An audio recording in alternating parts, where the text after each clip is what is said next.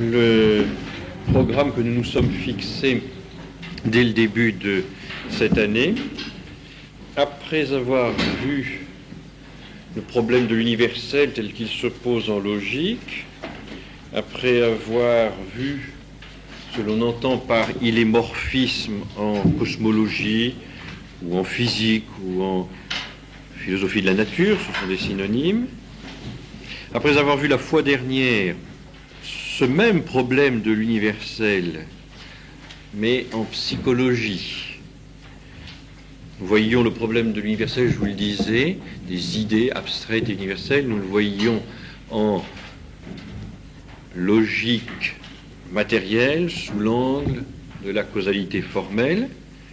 Nous l'avons vu la fois dernière en psychologique sous l'angle de la causalité efficiente, c'est-à-dire comment est-ce que cet universel apparaît. C'est-à-dire que nous avons étudié ce qu'on appelle l'abstraction, le phénomène de l'abstraction.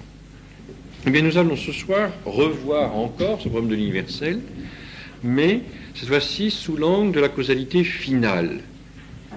Le but, à quoi ça sert? Et j'ai intitulé cette conférence « Y a-t-il une vérité ?» parce que c'est le problème que l'on doit voir dans cette partie de la philosophie qu'on appelle la critique ou la critériologie, ou de façon plus développée encore, la critique de la connaissance.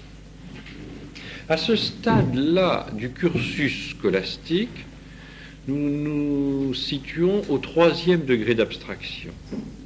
La philosophie de la nature, qui étudie l'ens mobile, est au 1er degré d'abstraction. Et puis la psychologie, dont je vous parlais la fois dernière, est à cheval sur le 1er et le 3e degré d'abstraction parce qu'elle traite de l'homme qui appartient à la nature, qui appartient au monde étudié par la philosophie de la nature, donc 1er degré d'abstraction, mais comme l'homme est aussi esprit, il fait l'objet là d'une étude spéciale qui est la métaphysique. Et c'est pourquoi la psychologie sert de liaison entre la philosophie de la nature et la métaphysique.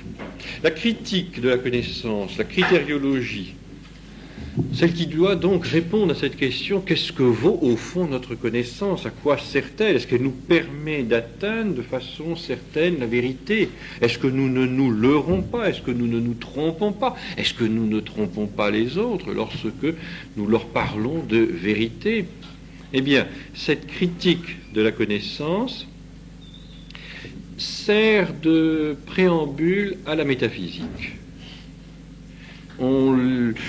On peut discuter. Certains auteurs ne veulent pas d'ailleurs qu'on mette la critique de la connaissance là. Mais comme je vous ai dit, je suis tout simplement le plan de Maritain dans le 1er tome de ses éléments de philosophie, dans son introduction générale à la philosophie. Comme lui place là, pour moi ce sont des querelles de mots, je n'insisterai pas sur ça. Donc on peut très bien mettre la critique de la connaissance là. Donc avant d'aborder, et ça nous le verrons alors les fois prochaines, avant d'aborder l'ontologie, qui est la discipline proprement métaphysique, c'est-à-dire l'étude de l'être, l'être en tant qu'être, au 3e degré d'abstraction. Avant d'aborder, ça ce sera dans 2 mois, ce qui conclut l'ontologie, à savoir la théologie naturelle, l'étude de Dieu, Dieu connu par la raison, Dieu auteur de ce monde naturel, à partir duquel nous pouvons le rejoindre. Dieu invisible que nous pouvons atteindre par les choses visibles. Eh bien, avant d'étudier des questions aussi importantes que celle-là, la question de Dieu, il est tout de même intéressant, important de savoir si l'instrument dont nous allons nous servir, notre raison, nous permet d'atteindre la vérité. Avant d'entreprendre cette démonstration de l'existence de Dieu, il est tout de même utile de savoir si notre raison nous permet de construire des démonstrations valides, sérieuses, vraies. C'est tout à fait naturel de faire cette démarche-là. Donc, dans un préambule, voir un petit peu ce que c'est que cette connaissance, quelle en est la valeur. Donc, on va se poser la question de la vérité.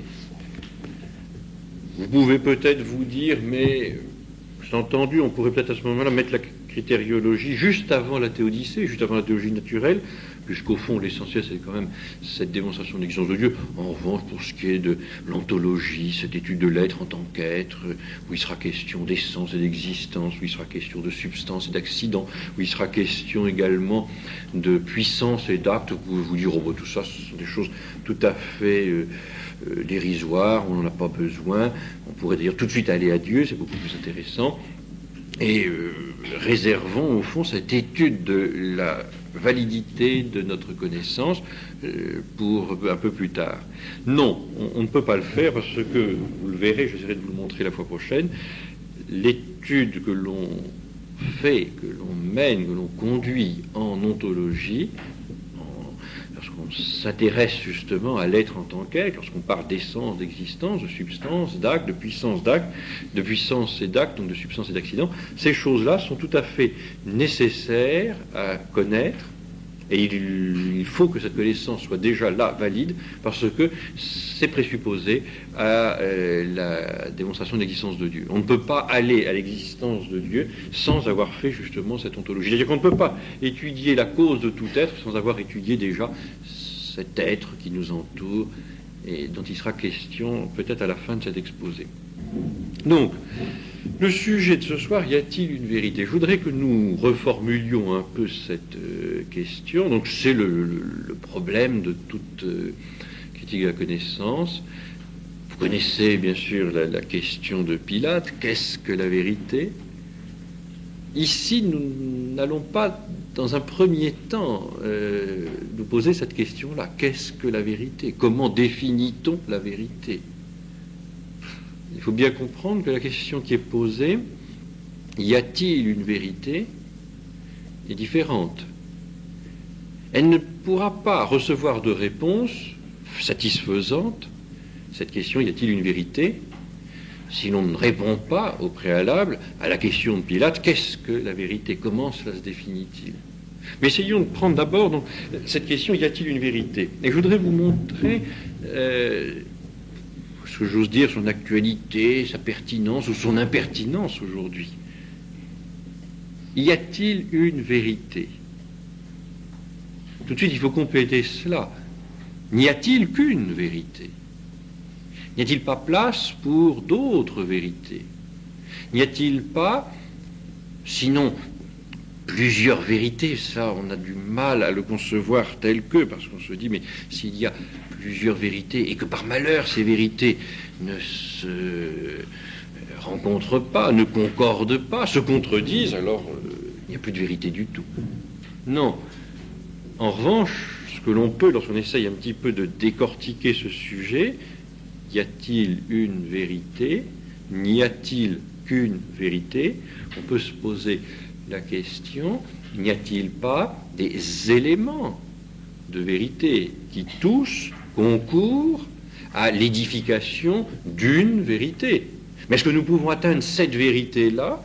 Est-ce qu'il ne serait pas plus humble de dire qu'au fond, nous n'atteignons que des éléments de cette vérité, chacun d'entre nous ayant une petite parcelle de cette vérité, et en nous unissant, et en comparant et en confrontant ces éléments, nous arriverions à une vérité, la vérité justement, cette vérité unique.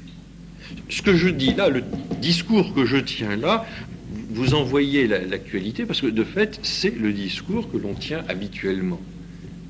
Ce qui veut dire, si l'on renverse un petit peu la perspective, que cette phrase a quelque chose de... cette question a quelque chose d'insolent. Y a-t-il une vérité? N'y a-t-il qu'une vérité?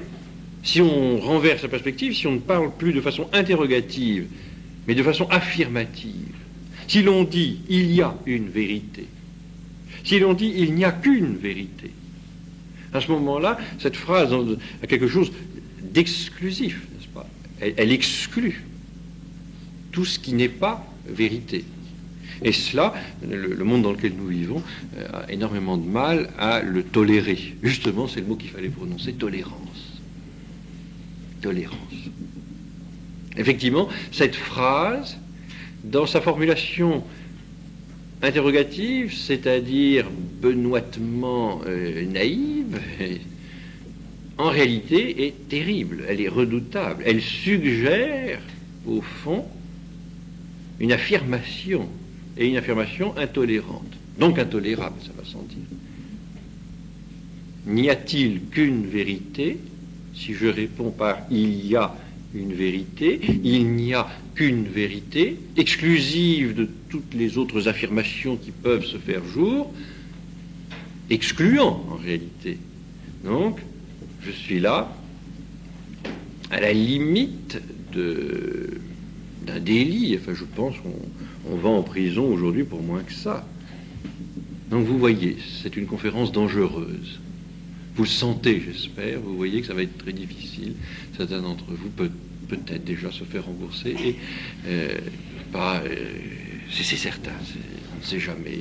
Il y a peut-être, il y a sûrement d'ailleurs, des représentants de la LICRA, des représentants du MRAP, et de la réponse que nous allons donner.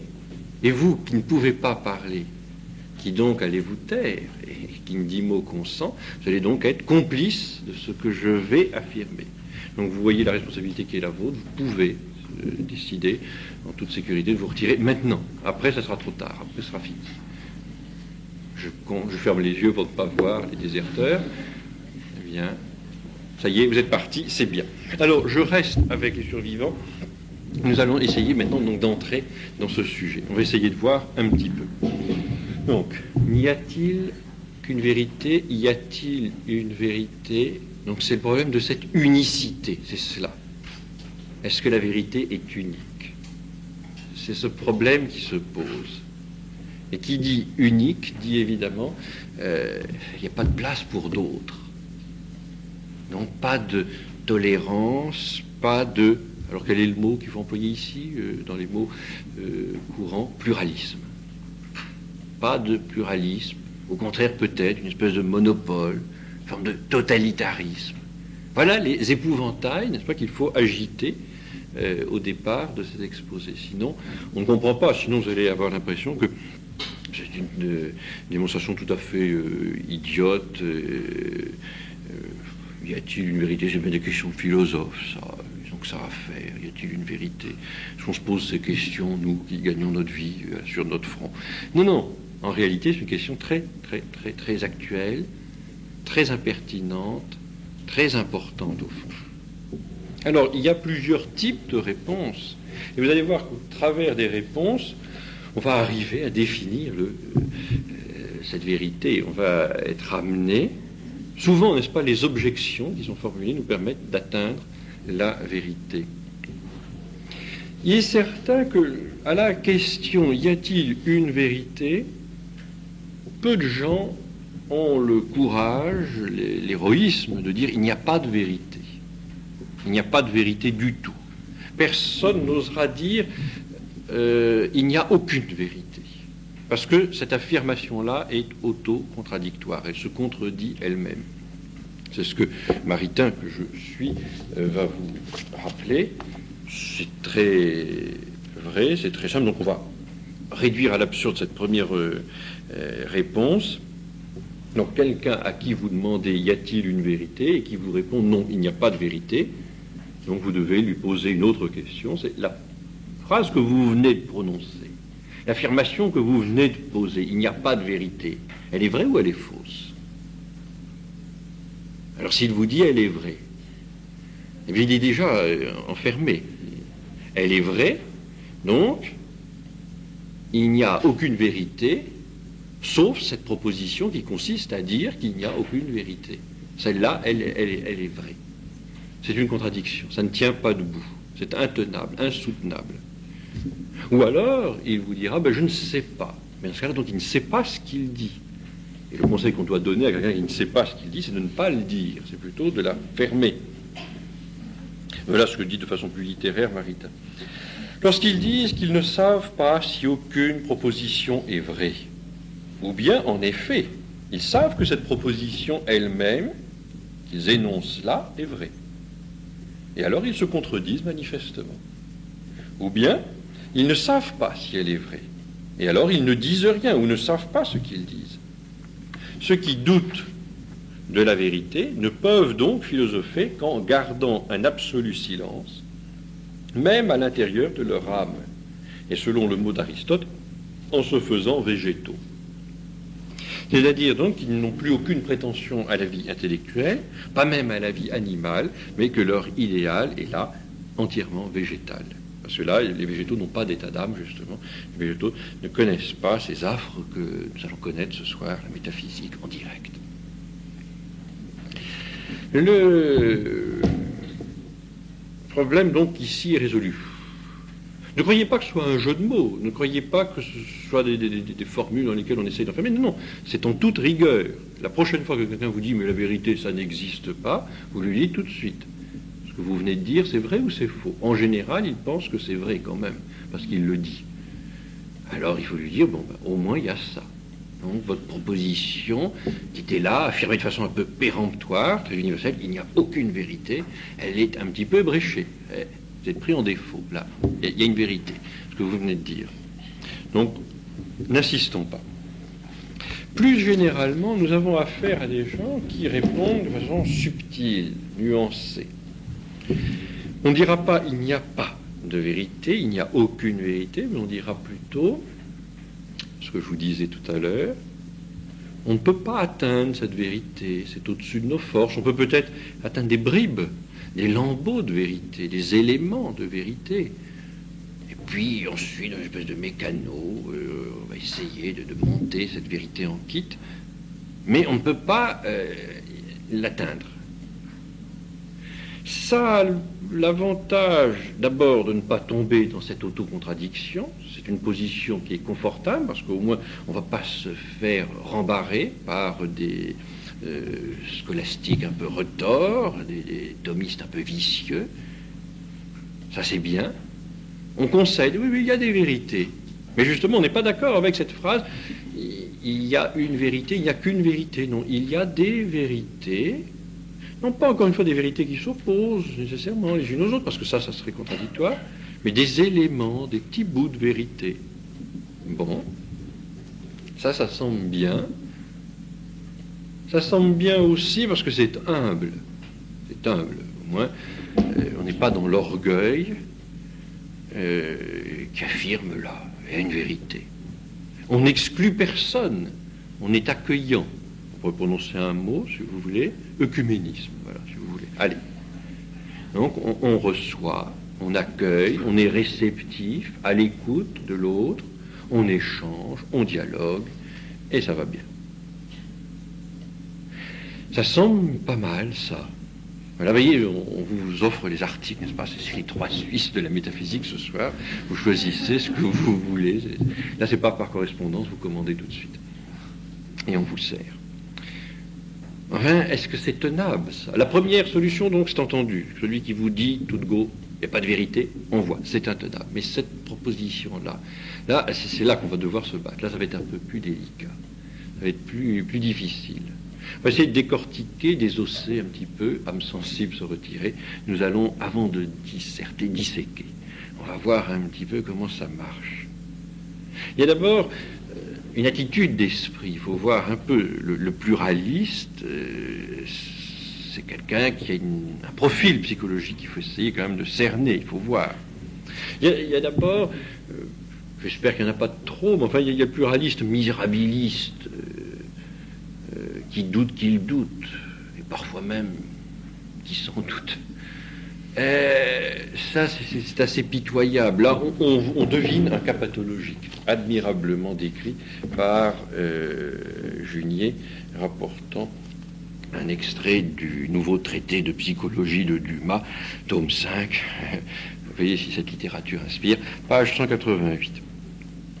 Alors là, c'est inquiétant. C'est-à-dire, on ne vous dit pas, il n'y a pas de vérité, parce qu'on sait, mais il y a une vérité, mais elle est inaccessible, elle doit être merveilleuse d'ailleurs, comme tout ce qui est inaccessible.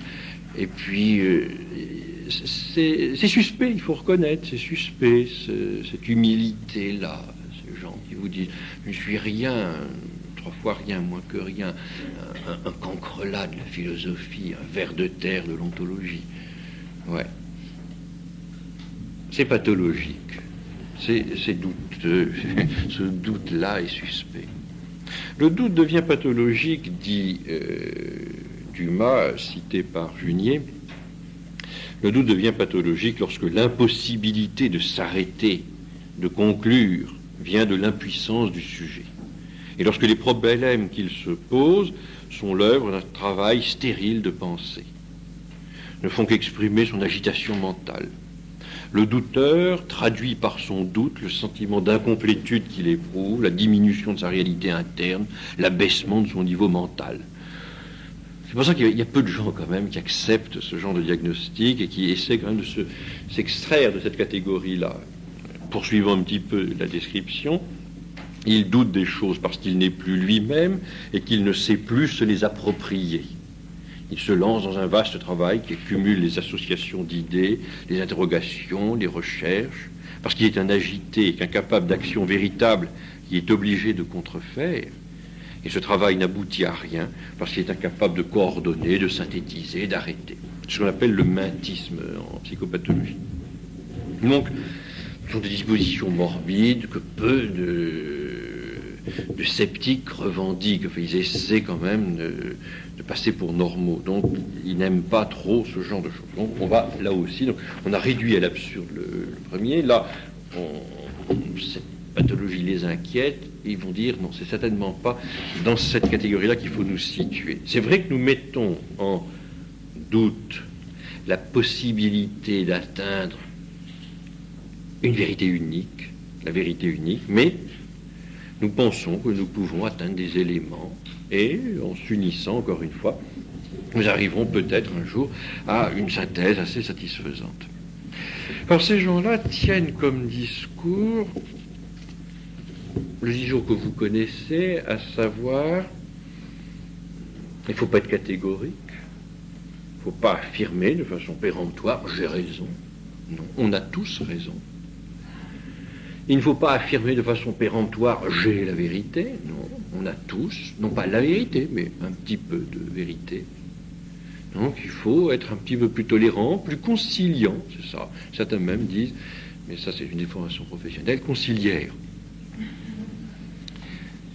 Liberté religieuse, adaptation un petit peu aux mentalités des autres, ne pas être, totalitaire, sectaire, ayatolesque. Vous voyez quand même que cette question de la vérité n'est pas une question innocente, encore une fois, c'est pas une question oiseuse. Ce pluralisme, alors on le voit, j'essaye de cerner un petit peu le personnage pour que vous voyez un peu l'intérêt des réflexions que nous essayons d'avoir. Il est décrit par Ernest Hello dans L'homme médiocre, que vous connaissez, donc c'est son ouvrage du L'homme tout court, et puis il y a un chapitre qui s'intitule L'homme médiocre. Alors là, il y a le portrait robot. Alors certains d'entre vous reconnaîtront leur chef de service, s'ils fréquentent de mauvaises paroisses, leur vicaire, s'ils ont de très très mauvaise fréquentation, leur évêque. Tant pis pour vous. Alors, qu'est-ce que ça donne? Ici, cet homme médiocre, c'est au fond, si vous voulez, un peu un libéral qui considère qu'il faut donner un petit peu des droits à toutes les opinions, quelles qu'elles soient, parce que dans la mesure où elles sont sincères, vraies et authentiques, elles ont le droit de s'exprimer. Alors, le critère, évidemment, donc pour lui, la vérité étant subjectif. Voici ce que ça donne. Les goûts littéraires du médiocre, du sceptique. Il aime les écrivains qui ne disent ni oui ni non sur aucune question. Bernanos a appelé ça M. Wynne. Qui n'affirme rien, qui ménage toutes les opinions contradictoires. Et là, Ernest Hello met dans le mille, on se demande comment ça peut être possible. Ils aiment à la fois Voltaire, Rousseau et Bossuet. Comment est-ce possible? Moi, je n'aime que le dernier. Il veut bien... Alors, vous voyez, c'est pour ça d'ailleurs que cette attitude est très satisfaisante. C'est l'attitude d'ailleurs un peu mondaine, un petit peu des salons. Enfin, il veut bien qu'on nie le christianisme, mais qu'on le nie poliment, avec une certaine modération dans les mots. Il a un certain amour pour le rationalisme et, chose bizarre, pour le jansénisme aussi. Il adore la profession de foi du vicaire savoyard. Il trouve insolente toute affirmation, parce que toute affirmation exclut la proposition contradictoire. Mais si vous êtes un peu ami et un peu ennemi de toute chose, il vous trouvera sage et réservé. Il admirera la délicatesse de votre pensée et dira que vous avez le talent des transitions et des nuances. Pour réchapper aux reproches d'intolérance adressés par lui à tous ceux qui pensent fortement, il faudrait se réfugier dans le doute absolu. Mais encore ne faut-il pas appeler le doute par son nom. Il faut lui donner la forme d'une opinion modeste, qui réserve les droits de l'opinion contraire, fait semblant de dire quelque chose et ne dit absolument rien. Il faut ajouter à chaque phrase une périphrase adoucissante. Ce me semble, si j'ose dire, s'il est permis de s'exprimer ainsi. Il reste à l'homme médiocre en activité, en fonction, une inquiétude. C'est la crainte de se compromettre. Aussi, il exprime quelques pensées volées, hardiment, c'est moi qui rajoute cet adverbe, à M. de la Palisse, avec la réserve, la timidité, la prudence d'un homme qui craint que ses paroles trop hardies n'ébranlent le monde. Le premier mot de l'homme médiocre qui juge un livre porte toujours sur un détail, habituellement sur un détail de style. L'homme médiocre dit que Jésus-Christ aurait dû se borner à prêcher la charité, à ne pas faire de miracles. C'est vrai, c'est dérangeant. Mais il déteste encore plus les miracles des saints, surtout ceux des saints modernes. Un petit peu plus loin, donc vous voyez, nous procédons par touche impressionniste, on essaye de voir un petit peu comment est-ce que cela fonctionne psychologiquement.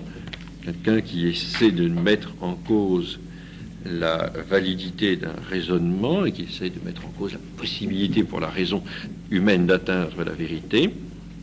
Alors, on a là des choses qui sont d'une grande actualité. Je vous recommande, je crois que ça a été réédité à Nestello, donc vous pouvez le relire. Oui, ce qui fait terriblement peur à ce sceptique, au fond, c'est la compromission, l'exagération, surtout ne pas exagérer. C'est-à-dire ne pas dire qu'une chose est, ne pas appeler un chat. Et un sceptique. Dans la fosse. Vous avez ceci qui est assez juste aussi. L'homme médiocre, dans sa crainte des choses supérieures, dit qu'il estime avant tout le bon sens. Mais il ne sait pas ce que c'est que le bon sens. Il entend par ce mot-là la négation de tout ce qui est grand. L'homme médiocre peut très bien avoir cette chose sans valeur, qu'on appelle dans les salons de l'esprit, mais il ne peut avoir l'intelligence. L'intelligence, alors, qui est là admirablement bien définie par Ernestello, intus legere, n'est-ce pas? La faculté de lire l'idée dans le fait. Lire l'idée dans le fait. Intus legere. Lire à l'intérieur d'un fait l'idée. Dégager l'eidos, dégager la forme, abstraire, dégager ce qu'il y a d'intelligible dans un fait. Ne pas rester dans la matérialité du fait, saisir son aspect formel, son aspect intelligible. C'est ça l'intelligence. L'homme intelligent lève la tête pour admirer et pour adorer, l'homme médiocre lève la tête pour se moquer. Tout ce qui est au-dessus de lui paraît ridicule, l'infini lui paraît néant. L'homme médiocre ne croit pas au diable. L'homme médiocre, voilà quelque chose d'intéressant, regrette que la religion chrétienne ait des dogmes. Et oui, c'est ça. Voilà une des grandes critiques qui peut être formulée par un sceptique, c'est « vous êtes des dogmatiques ». Vous affirmez là de façon nette, exagérée, les choses, vous êtes dogmatique. Alors, l'homme médiocre regrette justement que la religion chrétienne ait des dogmes. Il voudrait qu'elle enseignât la morale toute seule. Et si vous lui dites que sa morale sort de ses dogmes, comme la conséquence sort du principe, il vous répondra que vous exagérez. Donc, vous voyez, c'est ça, cette exagération. Et c'est tout à fait là. Est-ce qu'il faut donner quelques noms, fournir quelques têtes comme ça en pâture? Oh bien, un nom que j'ai déjà cité dans des conférences précédentes, ça peut peut-être vous intéresser. Par exemple, le dernier livre d'Hans Küng, que je vous recommande si vous êtes insomniaque, Son ouvrage, donc, son projet d'éthique planétaire, ben, c'est tout à fait ça. C'est un ouvrage œcuménique, c'est un ouvrage qui considère effectivement que toutes les religions disent la même chose, concourent à la même définition d'une vérité unique. Les musulmans, les bouddhistes, les juifs, etc. Ce sont simplement des paradigmes différents, mais au fond c'est la même chose. Et il est évident, dit-il, qu'il faut laisser les dogmes de côté. Entendons-nous sur un dénominateur commun qui sera pas même moral, mais plutôt éthique. Entendons-nous comme ça sur quelques références, quelques définitions de valeurs communément admises, et ça sera très bien. Mais pas de dogme, évidemment, parce que les dogmes divisent. Les guerres de religion sont toujours des guerres qui sont faites à partir de dogmes. Avec la religion, on peut s'entendre si elle se contente de morale toute seule. Bien.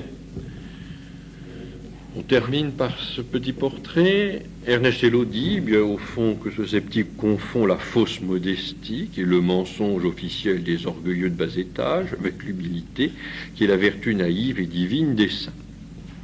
Si vous voulez retrouver ça, c'est à la page 62, la définition de la fausse modestie, le mensonge officiel des orgueilleux de bas étage, avec l'humilité, qui est la vertu naïve et divine des saints. Entre cette modestie fausse et l'humilité, voici la différence. L'homme faussement modeste croit sa raison supérieure à la vérité divine et indépendante d'elle, mais il la croit en même temps inférieure à celle de M. de Voltaire. C'est-à-dire qu'il se situe là, un intermédiaire, un entre-deux, au-dessus de Dieu, mais en dessous de Voltaire. Il se croit inférieur aux plus bas imbéciles du XVIIIe siècle, mais il se moque de Sainte Thérèse. Donc inférieur à, mettons, d'Alembert, mais quand même très supérieur à Sainte Thérèse d'Avila ou de l'Enfant Jésus. Bien. Ce qu'il y a effectivement, et nous allons commencer par retourner cet argument-là, un des premiers reproches qui est fait à celui qui dit « il y a une vérité », c'est « vous êtes orgueilleux ». C'est de l'orgueil. Pas le droit de dire ça. C'est de l'orgueil. Alors, la réfutation de cette première objection va nous amener à reprendre la définition de la vérité. Pour arriver à écarter cette objection-là, donc vous voyez qu'elle est plus subtile que les objections un peu grossières que nous avons eues au préalable, il va falloir quand même s'intéresser à ce que c'est et répondre à la question de Pilate, qu'est-ce que la vérité? Je prends ici un texte de Louis Junier, paru dans le numéro que l'Ordre français lui avait consacré un peu après sa mort. Ce texte est une note sur la possession de la vérité. Louis Junier faisait des petites notes comme ça à l'attention de ses étudiants en Cagne au lycée Fermat à Toulouse. Et il y en a eu une comme cela sur la possession de la vérité. Et il reprend bien les objections courantes. La prétention d'être dans le vrai, dit-il, d'avoir la vérité indigne beaucoup de gens qui répliquent, c'est de l'orgueil. Ou encore, alors tous les autres sont dans l'erreur. Vous voyez là les deux aspects au fond de cette objection. Ou bien on considère que celui qui affirme cela est dans l'orgueil, donc on est soi-même modeste, puisque l'on n'affirme pas de pareilles horreurs. Et deuxième volet, qui nous retiendra peut-être un peu plus longtemps, donc vous excluez tous ceux qui n'affirment pas comme vous, tous ceux qui ne disent pas comme vous. Vous les excluez. Et quand on porte l'habit que vous portez, monsieur l'abbé, vous les jetez en enfer, au moins, pour commencer. Voilà les choses, vous voyez, les soupçons qui pèsent sur nous. Lorsque nous disons ce genre de phrases. Ce sont des phrases dangereuses qu'il ne faut pas dire. Si vous voulez mettre de l'ambiance dans un salon, dites ça. Il n'y a qu'une vérité, vous verrez. Au moins vous ne serez plus invité, c'est déjà du temps de gagner. Dans la mesure où un tel préjugé est curable, ça c'est l'optimisme profond de Junier, dans la mesure où un tel préjugé est curable, tâchons de l'éliminer par une mise au point qui dissipe certaines confusions. Alors tout d'abord, on On vous dit c'est de l'orgueil. Contrairement à ce que l'on pense, non, ça n'est pas de l'orgueil, si l'on sait ce que c'est vraiment que la vérité. Je vous lis d'abord le texte de Junier, puis nous essayons ensemble de voir un petit peu à partir de Maritain.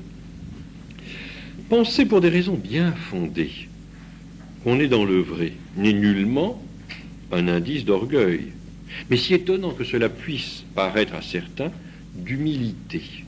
La connaissance humaine, en effet, entend précisément que limitée et imparfaite ne fait pas le réel, mais doit se soumettre à lui. La vérité, c'est l'accord entre l'esprit et la chose connue. Plus l'esprit humain sera modeste et fidèle, plus il y a de chances de voir le réel, scientifique, philosophique, théologique, se découvrir à lui grâce à une sorte d'ascèse de l'intelligence et de la volonté. Un réaliste, donc, un philosophe réaliste, se met à l'école du réel, se met à l'écoute de ce réel qui s'impose à lui et dont il ne dispose pas, qu'il ne peut pas triturer à sa guise. Il doit le recevoir tel qu'il est, l'être en tant qu'être. La vérité, justement, est définie, vous le savez, mais il faut maintenant revenir sur cette définition. La vérité est définie par les scolastiques, adequatio reiet intellectus, donc une adéquation entre la chose et l'intelligence qui pense cette chose. Cette adéquation doit être comprise effectivement comme, d'ailleurs l'étymologie même des mots nous le dit, comme un rapport de soumission du sujet subjectum, soumis, à cet objet qui se tient là devant lui et qui s'impose à lui, objectum. Ça n'est pas l'objet qui est soumis au sujet, c'est le sujet qui est soumis à l'objet. Et les sceptiques, qui souvent sont des idéalistes, non pas dans un sens littéraire, non, au sens philosophique, c'est-à-dire qui mettent au fond leurs idées au-dessus de tout, et en particulier au-dessus du réel, ces gens-là ne sont pas humbles. Ici, je ne parle pas d'humilité au sens moral, hein. Je parle d'humilité au sens métaphysique, c'est-à-dire que pour connaître, l'intelligence doit se mettre à l'école de l'objet. Il ne s'agit pas là de dispositions relevant de la théologie morale, non. C'est une disposition d'esprit normale, ça ne peut pas être autrement. On ne peut pas connaître si on ne se met pas à l'écoute du réel tel qu'il est, si on ne cherche pas à l'appréhender tel qu'il est, et non pas tel qu'on voudrait qu'il fût, tel qu'on l'imagine. Non. Il faut essayer de le capter tel qu'il est. Et l'intelligence est là justement pour capter. Lire à l'intérieur ces choses-là telles qu'elles sont. De Corte, dont nous avions parlé, si vous vous souvenez au début, à des pages très, très vigoureuses, avec un bon sens là, tout à fait corroboratif, il exprime ces choses. Je crois vous avoir lu déjà, donc je ne ferai que passer très rapidement sur la définition nominale qui est donnée là est tout à fait juste. Qu'est-ce que c'est qu'un concept? Un concept, évidemment, c'est une conception. Une conception, effectivement, notre intelligence conçoit. Eh bien, si elle conçoit, elle ne peut pas le faire toute seule. Je ne peux pas vous expliquer ces choses-là trop en détail, il y a des mineurs dans la salle, mais enfin, il faut comprendre qu'il faut être deux, c'est comme ça. Alors pour l'intelligence, la vie intellectuelle, c'est comme la vie tout court. Il faut être deux, c'est-à-dire qu'il faut que l'intelligence soit fécondée par le réel. Mais c'est le réel qui féconde, c'est pas l'intelligence qui féconde le réel. Contrairement à ce que pense Kant, c'est pas l'intelligence qui rend intelligible le réel. C'est le réel qui est là, en train d'étreindre l'intelligence. Pour qu'il y ait concept, dit-il, il faut qu'il y ait conception. Le concept est le fils des noces de l'intelligence et du réel. Pour que cette progéniture naisse, il faut que l'intelligence ait commerce avec la réalité.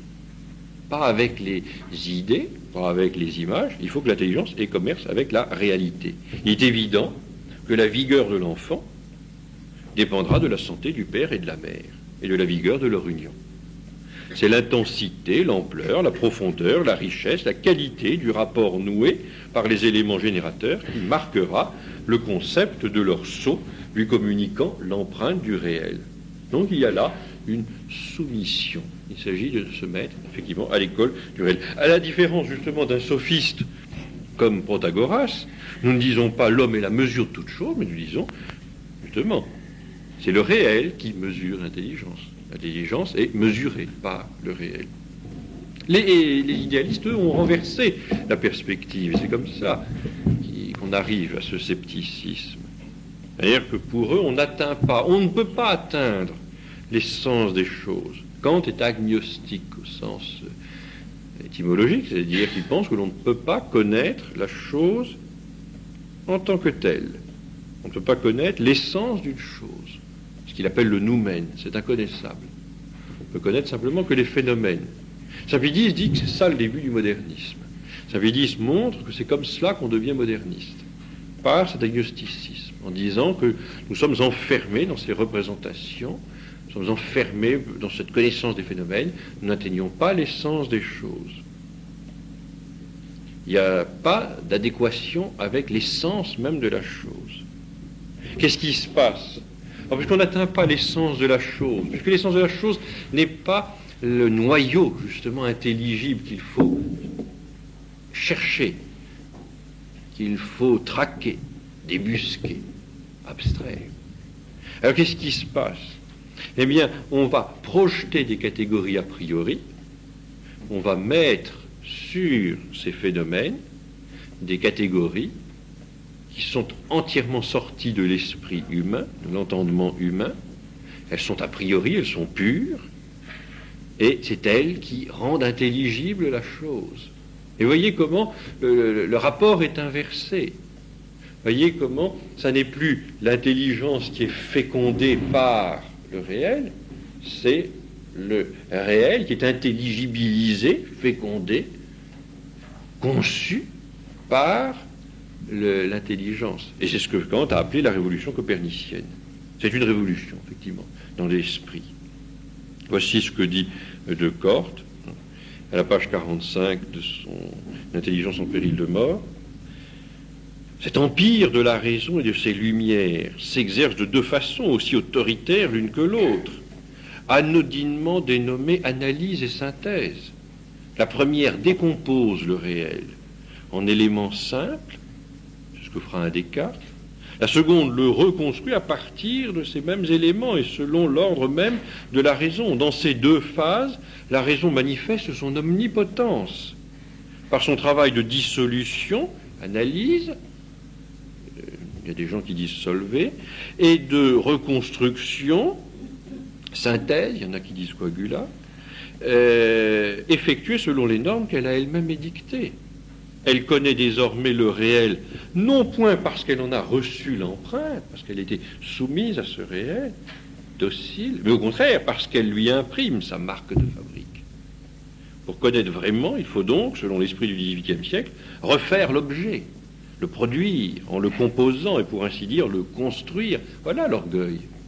Voilà une intelligence, n'est-ce pas, qui est devenue orgueilleuse. Alors et alors seulement, la connaissance est sans mystère, une réalité qui ne peut être recréée entièrement par l'esprit reste obscure à l'esprit, tandis qu'un être construit par l'esprit lui est entièrement transparent, lumineux de part en part. C'est ce que cherchent ces rationalistes. Ce que l'on fait, on le sait. Savoir, c'est faire.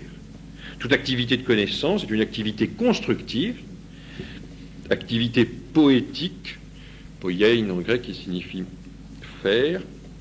Cette activité poétique de l'esprit supplante complètement l'activité spéculative. Speculari, là, c'est contempler. Et aujourd'hui, elle l'a complètement évacuée.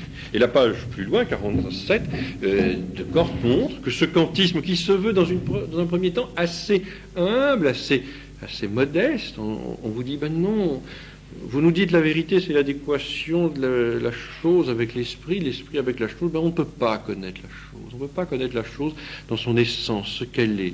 Il faut avoir cette simplicité de cœur, voyez-vous, cette modestie. Mais oui, mon père, je vous apprends ces choses-là, voyez. J'en suis confus, mais c'est ainsi.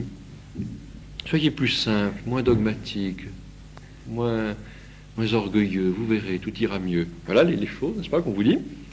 Et bien après, on les voit, n'est-ce pas, sortir, se départir un peu de cette modestie et vous dire, je referai le monde avec un entonnoir sur la tête et la langue sortant sur 15 cm. C'est toujours un peu inquiétant. Ça.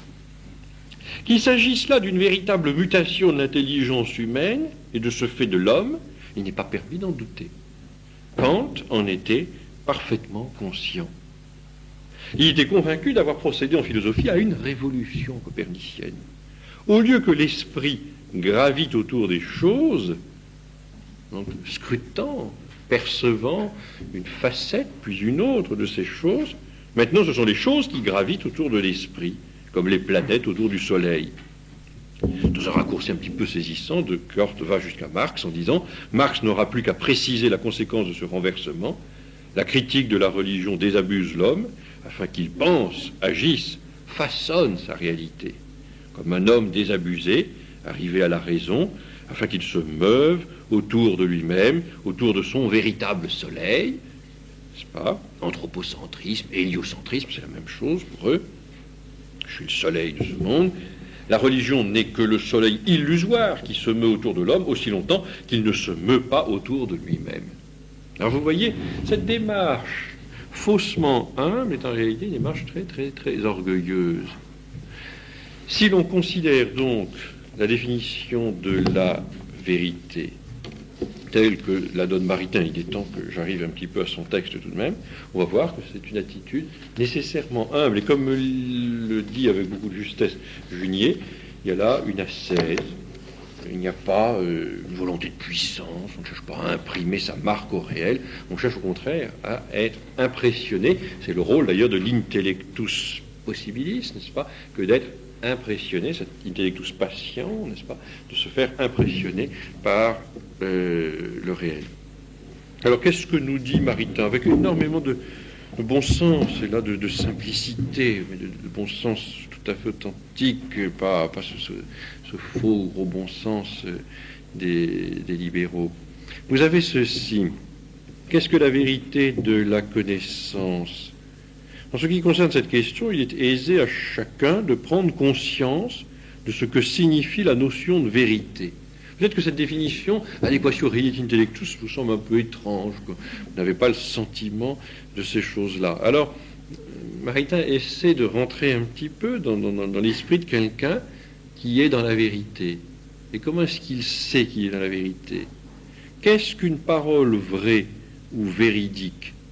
C'est une parole qui exprime, comme elle est, la pensée de celui qui parle.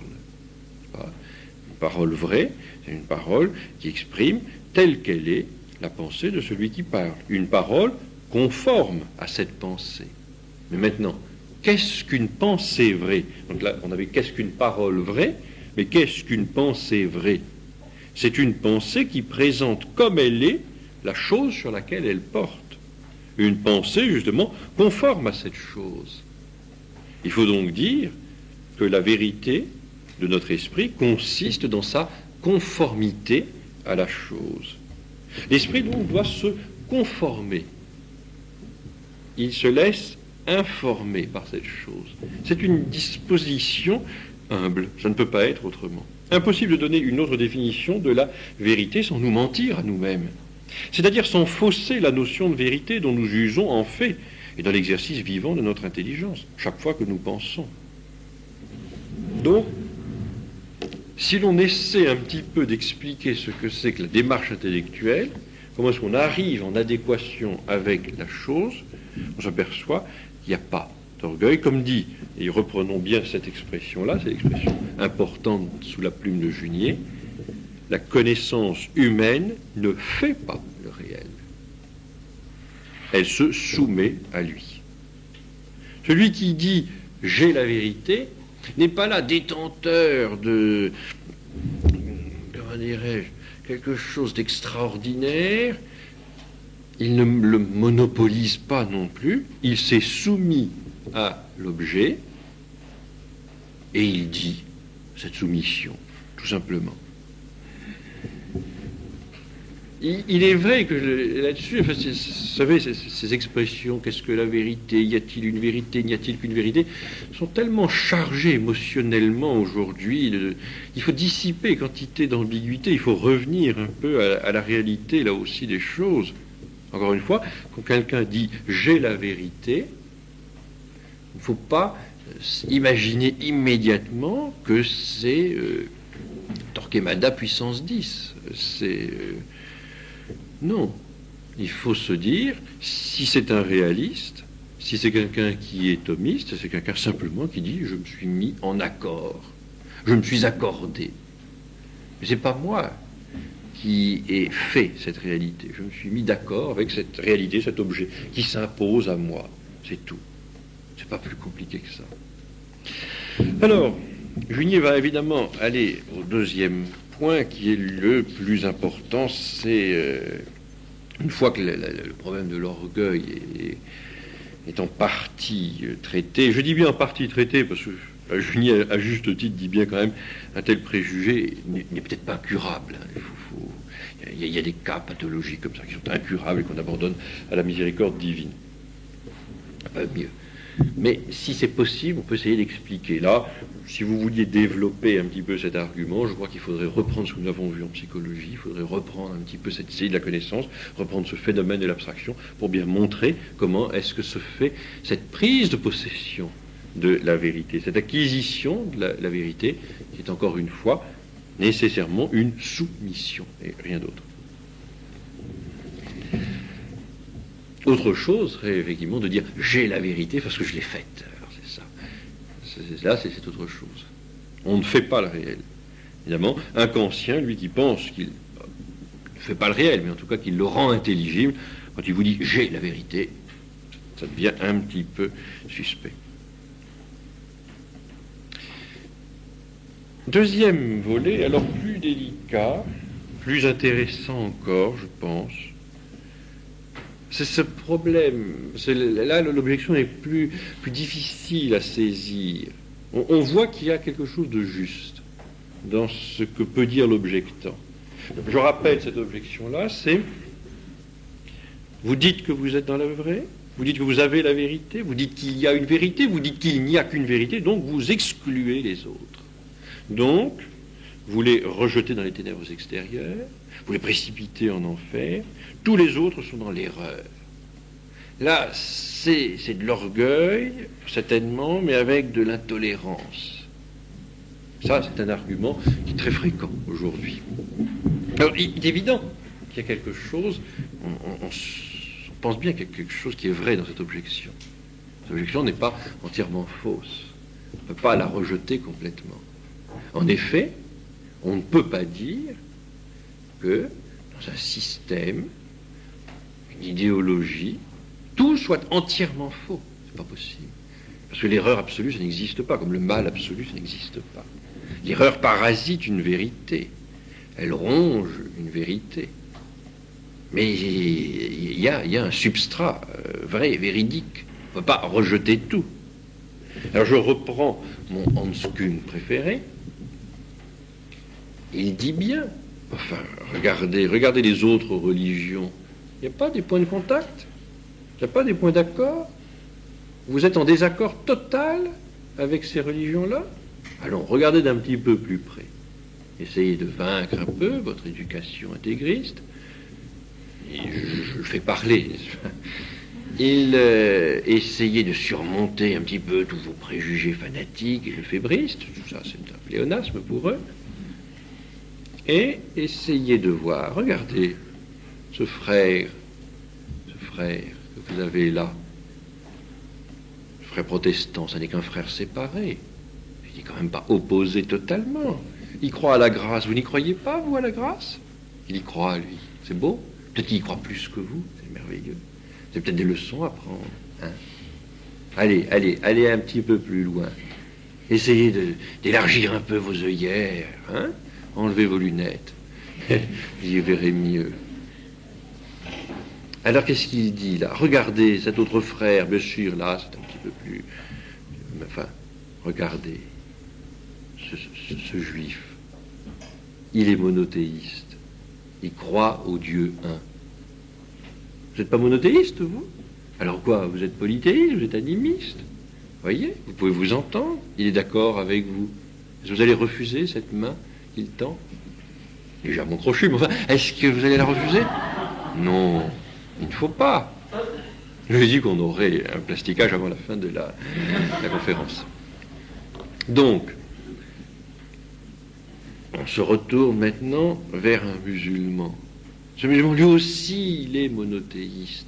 Vous vous rendez compte, vous êtes trois à être monothéiste.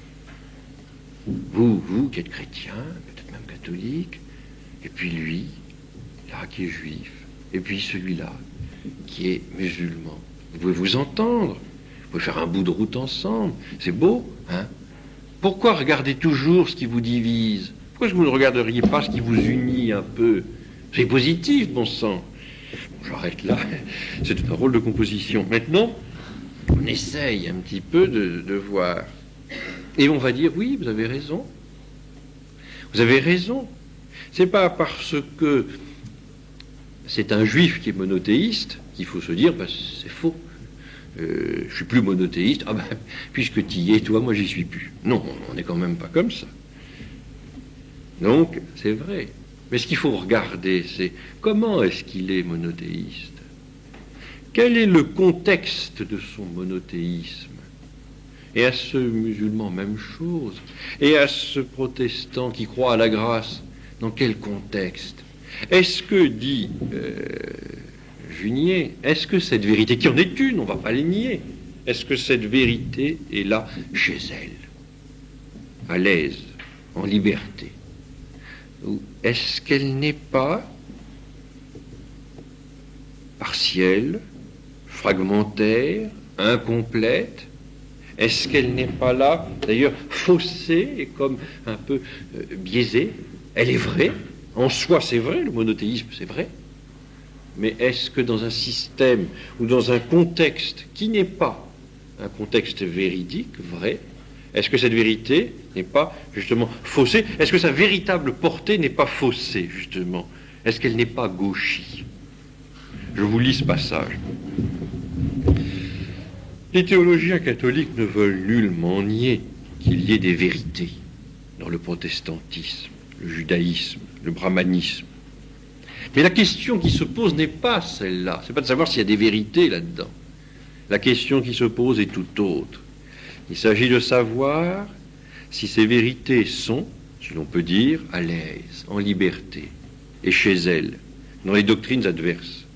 Or, ce que nous pensons, c'est que ces vérités n'y ont qu'un rôle partiel, fragmentaire, incomplet, qu'elles sont enrobées dans des erreurs flagrantes, qui les gauchissent et qui en faussent la véritable portée. Et qu'ainsi, ce qui domine dans une doctrine fausse, et ce par quoi elle risque proprement d'être désastreuse, c'est l'esprit de cette doctrine, esprit d'erreur et de négation. Donc on peut bien voir qu'il y a un petit reliquat de vérité, mais il ne faut pas s'accrocher sur ça, à ça. Il faut voir dans quel contexte c'est, dans quel esprit ça se développe. Alors, Junier donne des exemples. C'est vrai, le judaïsme et l'islamisme sont monothéistes. Ils insistent toujours sur l'unité de Dieu. C'est vrai, on ne va pas le nier. Mais ils le font intentionnellement. C'est qu'ils se servent du monothéisme contre la Trinité, d'une manière unilatérale, qui exclut le dogme chrétien de la Trinité. Pour eux, il faut affirmer le monothéisme pour refuser la Trinité, qui est considérée comme une forme dérivée de polythéisme. Luther insiste sur le fait que c'est la grâce seule qui justifie. À l'état brut, cette formule est vraie. S'il n'y a pas la grâce, il n'y a pas de salut. Mais chez lui, cette affirmation exclut l'économie des sacrements. C'est la grâce seule, sans les sacrements. Oui, les éléments déchaînés commencent à tomber sur nous, c'est normal, n'est-ce pas? Je vous avais dit que ça serait très dangereux. De même, Kant voit bien que la connaissance est active. C'est vrai qu'il y a une part d'activité, ou on pourrait même dire de réaction dans la connaissance. Mais il conçoit cette activité comme aveugle et fabricatrice de son objet, n'atteignant pas l'être en soi. Alors ça ne va pas. Vous voyez donc ce qu'il faut considérer Et justement, il ne s'agit pas pour nous d'enlever nos lunettes, il faut voir tout. Il ne s'agit pas de se fixer sur un élément de vérité. Il faut prendre, et ça, c'est pas à vous que je l'apprendrai, cette vérité dans son intégrité et dans son intégralité. Il ne faut pas qu'elle soit là, comme ça, isolée, de façon un petit peu partielle, fragmentaire, incomplète. C'est un tout. Il ne faut pas s'intéresser au bouddhisme, on dit, enfin non, parlons pas du bouddhisme qui est un peu plus délicat, mais on ne peut pas s'intéresser simplement au judaïsme en disant mais c'est merveilleux, ils sont monothéistes. Mais ils sont comment monothéistes? Et pourquoi monothéistes? Voilà ce qui est intéressant. Et ça, c'est un travail intellectuel, authentique là pour le coup. Tout n'est pas faux en détail dans ces doctrines, mais l'esprit en infecte tout. L'esprit dans lequel il y a un tout, n'est-ce pas, qui logiquement se développe. Si ces vérités partielles sont recevables et assimilables, c'est à condition d'être arrachées à ces fausses doctrines. Donc, il faut d'abord faire une critique de l'erreur. Et ensuite, repenser dans une autre perspective. Donc on ne peut pas rester... Vous voyez un petit peu ce que je vise à travers cette série de propositions. C'est ce faux œcuménisme, ce syncrétisme. Bien sûr, je parle du prototype Hans Küng, bien sûr, c'est le top, on ne peut pas faire plus. Arriver, n'est-ce pas, avec une mauvaise foi extraordinaire, à se fixer sur des éléments de vérité et ne pas voir dans quel contexte ces éléments sont là. Et malheureusement, il faut avouer que le contexte fausse tout. Ne rend pas la vérité fausse, c'est évident, mais biaise, et la portée de cette vérité est faussée, sans aucun doute. Par exemple, quand Luther vous dit « c'est la grâce seule qui justifie », c'est vrai, mais quand il vous dit « eh ben, plus de sacrement », tout est faussé. C'est entièrement faussé. Le pluralisme, alors quels sont les termes? Il y a tout un chapelet, un vocabulaire. On parle, ce mot est à lui seul une injure, une grossièreté, une obscénité, même une double obscénité, un consensus. Soyez consensuel, qu'est-ce que ça veut dire ça? La consensualité? Non. Je voyais dans un livre timide, ça m'amusait parce que l'auteur de ce livre me semblait être merveilleusement décrit par Ernest Hello. C'est le directeur du Pèlerin, un certain Bardi, qui a écrit un livre qui est intéressant, ça s'intitule Génération Galère. Bon, très bien. Et il décrit à grand renfort de statistiques l'état assez pitoyable dans lequel se trouve cette génération, justement, qui galère. Sans un Saint Vincent de Paul, parce qu'on ne peut pas dire vraiment que l'abbé Pierre soit un Saint Vincent de Paul, pour les aider à ramer. Alors, le pauvre Bardi décrit, il constate, il voit bien ce qui ne va pas. Alors il dit, excusez-moi, la génération galère, la génération latex, pour faire allusion à une maladie transmissible quelque part, le problème du chômage, le problème de l'éducation, le problème de la télévision, enfin tout ça est très bien vu. Et alors à la fin, il essaye de dire, bon, il faudrait me proposer quelque chose, il faut en sortir, comment est-ce qu'on peut en sortir? Alors surtout, pas de dogmatisme, n'est-ce pas? Surtout pas de vérité intégrale, c'est certainement dangereux. Alors il propose, alors, comme Séguéla avait inventé la force tranquille, lui dira les convictions tranquilles. Ce qui fait que la génération galère traduira ça par des convictions cool, c'est-à-dire nulles, enfin il n'y aura pas grand-chose. Et alors il dit justement, attention, enfin oui c'est ça, pas de consensus mou. C'est drôle. Il faut lire ce livre-là si vraiment vous n'arrivez pas à dormir, même après la lecture d'Hans Küng, lisez celui-là. C'est la dose. Après, c'est sur ordonnance seulement. Donc vous avez ça, vous voyez, cette façon de voir les choses. Pluralisme, consensus. Le pluralisme se fonde donc sur cela. C'est-à-dire cet argument, à savoir qu'il y a des éléments de vérité partout. Eh bien, c'est vrai qu'il y a des éléments de vérité partout. Mais ces éléments doivent être dans un système cohérent. Il faut, n'est-ce pas, la vérité, n'est-ce pas, entretient une logique, une cohérence. Pourquoi est-ce que cet auteur dont je vous disais que j'avais la faiblesse de l'aimer, Bossuet parle des variations des églises protestantes? Mais parce que justement, bien sûr qu'il y a des éléments de vérité dans le protestantisme, mais c'est incohérent, c'est inconséquent, ça varie, ça change. On s'aperçoit que ça ne tient pas. Il n'y a pas cette cohérence interne. Pourquoi? Parce que, justement, ce sont des vérités partielles, tronquées, fatalement un petit peu truquées, parce qu'on va les faire servir à autre chose qu'à leur usage normal. Il y a là un détournement de vérité. Les vérités restent vraies, mais elles sont détournées. On les fait rouler pour autre chose, on les fait travailler, fait marcher pour une autre cause que celle qui est la leur. Alors, par exemple, bon, j'ai étudié le livre 15 de l'histoire des variations sur la question de la visibilité. Est-ce que l'Église est visible ou est-ce qu'elle est invisible? C'est évident qu'elle est visible, l'Église est visible, ça ne peut pas être autrement. Alors les protestants disent, dans un premier temps, elle est visible. Ils ont raison, c'est vrai. Mais après, ils s'aperçoivent qu'avec toutes les conséquences de leurs autres erreurs, ils sont obligés de modifier. Alors on dira qu'elle est partiellement visible et puis partiellement invisible. On a par exemple l'Église joue à cache-cache comme ça. Un coup je te vois, un coup je te vois plus. C'est ridicule. Et alors évidemment Bossuet s'amuse à dire ça ne va pas. C'est pas possible. On voit une erreur là qui utilise des vérités. Parce qu'encore une fois, l'erreur absolue ça n'existe pas. L'erreur a besoin de prendre des vérités comme ça. Donc la grande fausseté, la grande malhonnêteté du pluralisme, c'est ça. C'est d'utiliser... Et là, il y a des pages cinglantes de Solzhenitsyn dans son petit ouvrage qui s'intitule Nos pluralistes, qui montre ce que c'est que cette dissolution de la vérité. Lisez-le, c'est très court. Et puis ça, c'est tonique, c'est roboratif, ça va vous réveiller, ça vous excite neuronalement, c'est bon. Il faut prendre ça. Qu'est-ce qu'on voit? On voit justement, il dénonce ce pluralisme, encore une fois, cette dissolution de la doctrine dans le fameux consensus mou.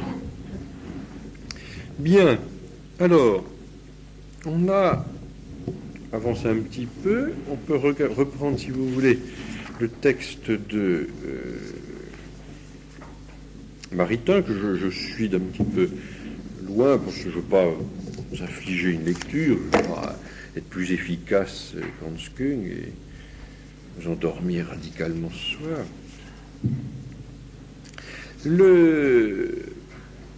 Une question qui se pose, alors bien sûr, il voit les objections, il voit les gens qui sont sceptiques. C'est toute une école, n'est-ce pas, ce qu'on appelait le pyrrhonisme, encore au XVIIe, XVIIIe siècle, n'est-ce pas, les sceptiques, impressionnés par l'extrême abondance des erreurs formulées par les hommes et par les philosophes en particulier, mettent en doute la véracité de la raison. Ils ne sont pas capables de s'entendre entre eux, pourquoi est-ce qu'on pourrait croire ce qu'ils disent? Non, donc la vérité est impossible à atteindre. Les principaux représentants du scepticisme donc, sont dans l'Antiquité Pyrrhon, bien sûr, les nouveaux académiciens, puis, non, il ne s'agit pas de Courtrai, je vous dis tout de suite, Arcésilas, Carnéade, 315-241 avant Jésus-Christ, 214, 129 avant Jésus-Christ. Enfin, peut-être qu'on en trouvera des néo-archéo, crypto, paléo, académiciens, mais ça, tout à fait contemporain. Puis, les derniers sceptiques grecs, et le fameux Sextus Empiricus, justement, au second siècle. Dans les temps modernes, Montaigne, bien sûr, et puis Hume au XVIIIe siècle. Alors certains ont essayé de réagir en disant, puisqu'on ne peut pas atteindre la vérité, on ne peut pas, c'est trop difficile, notre intelligence n'est pas capable, alors on va essayer de l'atteindre de façon non intellectuelle. Ce sont les anti-intellectualistes. Désespérant de l'intelligence et de la raison, ils demandent la vérité alors à d'autres facultés. Ça peut être la volonté. Alors on décide de la vérité. On trouve ça, par exemple, récemment, il y a une quinzaine d'années, dans l'ouvrage d'Alain de Benoît, Vue de droite. Il dit bien, on décide de la vérité, on la fait, la vérité, on tranche comme ça. Une vision comme ça, c'est étonnante. On n'est pas à l'écoute, on décide, ça sera comme ça, point, c'est tout. D'autres qui demandent la vérité à l'instinct divin, plus ou moins, pour Rousseau, au sentiment, à l'action. Alors on voit là des gens comme Bergson, comme William James, l'école pragmatiste, ces gens qui vont influencer d'ailleurs le modernisme. Et puis il y a les rationalistes. Alors eux, c'est l'autre côté. Eux pensent qu'on peut atteindre la vérité. Ils ne sont pas sceptiques, mais ils éliminent toute connaissance qui dépasserait les lumières de la raison. La vérité est facile à atteindre, c'est pourquoi ils entreprennent de soumettre toute chose au niveau de la raison. Entendons d'une raison humaine, qui n'aurait pas besoin d'être humblement et patiemment disciplinée. Cette ascèse dont je vous parlais, n'est-ce pas, cette façon que l'on a de se mettre à l'écoute du réel, d'induire les choses. Mais ça, évidemment, les rationalistes ne le voient pas, et les idéalistes non plus. Cette discipline, ils la récusent, ils n'en veulent pas. Au premier point de vue, ils tendent vers le subjectivisme, qui prend pour règle de vérité le sujet connaissant. Vous voyez, Kant. Subjectivisme. C'est le sujet qui connaît et qui fait la vérité, non la chose à connaître. Alors Kant dissout ainsi la connaissance. Au second point de vue, il tend vers l'individualisme, qui demande à chaque philosophe de refaire la philosophie à lui tout seul et de se créer une conception du monde originale et inédite. Au troisième point de vue, il tend vers le naturalisme, qui prétend parvenir avec les seules forces de la nature à une sagesse parfaite qui rejette tout enseignement divin. Donc emporté par cet orgueil. Alors là, on cite quelques noms: Descartes, père du rationalisme en France, Malebranche, son disciple, et puis ensuite Spinoza, Leibniz, l'idéaliste que Kant va essayer de réfuter, mais dont il dépendra nécessairement. Celui qui a dégagé justement les principes suprêmes et l'esprit véritable de ce rationalisme, c'est Kant, à la fin du XVIIIe siècle. Vous avez un texte de Kant. Kant est certainement le père du modernisme, le philosophe qui a le plus apporté, n'est-ce pas, au raisonnement moderniste, avant même que le modernisme ne fût. Vous avez par exemple son traité, n'est-ce pas, sur la religion dans les simples limites de la raison naturelle. Il faut voir ce que c'est. Ça serait déjà le Masdu, enfin, entre nous soit dit. Enfin, c'est le Masdu, le mouvement d'animation spirituelle de la démocratie universelle. C'est pas de moi, bien sûr, c'est de l'abbé de Nantes. Donc, ensuite, bien sûr, on cite Fichte, Schelling, Hegel, donc qui divinisent le sujet humain. Par Kant et par la philosophie subjectiviste issue de lui, le rationalisme est venu, comme au temps des sophistes, rejoindre son contraire, en se perdant dans l'anti-intellectualisme des modernistes. Donc là, effectivement, on a ce rationalisme kantien, qui va subir quand même quelques avatars, et on va, ce rationalisme, curieusement, comme au temps des sophistes, justement, va tomber dans l'anti-intellectualisme des modernistes. Parce que de fait, les modernistes, eux, au finish, si je puis dire, sont anti-intellectualistes, puisqu'ils considèrent que l'intellectualisme, dit Saint-Pédis, fait sourire de pitié les modernistes. Pour eux, toutes les valeurs sont à prendre au niveau du subconscient, n'est-ce pas, où se trouve cette énergie, cet instinct du divin. La position d'Aristote, comme celle de saint Thomas, n'est ni d'un côté ni de l'autre. Elle est au-dessus de ces deux erreurs. Aristote et saint Thomas disent contre les sceptiques que la vérité n'est pas impossible à atteindre. Mais contre les rationalistes, elle ne dit pas qu'elle est facile à atteindre. Elle est possible et difficile. Possible et difficile à atteindre parce que justement, il y a un effort, il y a une ascèse intellectuelle. Ainsi, elle s'oppose radicalement au scepticisme et au rationalisme. Elle voit dans l'abondance des erreurs formulées par les hommes et par les philosophes en particulier un signe de la débilité de notre esprit, certainement débilité accentuée encore par le péché originel, mais une raison d'aimer davantage l'intelligence et de s'attacher plus étroitement au vrai, et même un moyen de faire progresser la connaissance. Elle comprend d'autre part que la raison est notre unique moyen naturel d'entrer en possession de la vérité. C'est pas adéquatio, rei et sensualitas, sensualitatis. Non, c'est pas notre sensualité qui va nous donner la vérité, c'est l'intelligence qui doit fonctionner là. Mais à condition que cette intelligence soit justement formée et disciplinée. Et il y a des habitus à acquérir. Il y a des habitus intellectuels à acquérir. Il y a l'habitus des premiers principes. Là, évidemment, on n'est pas dans le rousseauisme, c'est pas tout de suite, là, ça arrive. C'est pas, non. Ça s'acquiert par répétition des actes. C'est pour ça que la philosophie demande du temps. Mon professeur de philosophie, avec Ghosn, Jean Berthaud, disait qu'il fallait 40 ans pour devenir philosophie, ce qui fait encore quelques beaux jours devant nous. Mais non pas avoir l'âge de 40 ans, non. 40 ans d'exercice de la philosophie. C'est-à-dire, on commence à être philosophe dès qu'on est détenteur de la carte vermeille. Mais pas avant. Carte orange, ça suffit pas. Je parle pas des carrés jaunes et autres bagatelles. Donc, vous voyez, c'est difficile. Il y a une ascèse, il y a une discipline, il y a une vertu, il y a des vertus à acquérir, il y a l'habitus des premiers principes, il y a ce qu'on appelle la science et la sagesse, ça s'acquiert. La science, la connaissance certaine par les causes, la sagesse, la connaissance certaine par les causes ultimes, ça s'acquiert. Et puis il y a ces vertus de l'intellect pratique, ça c'est l'intellect spéculatif, ça s'acquiert. La prudence, l'art, ça s'acquiert. Donc il y a une éducation. C'est ce qui justifie l'existence de cette maison, c'est tout. Sinon, non, il est évident que les étudiants n'auraient pas besoin d'être là. C'est eux qui nous feraient cours. Ce n'est pas notre esprit qui mesure les choses, mais ce sont les choses qui mesurent notre esprit.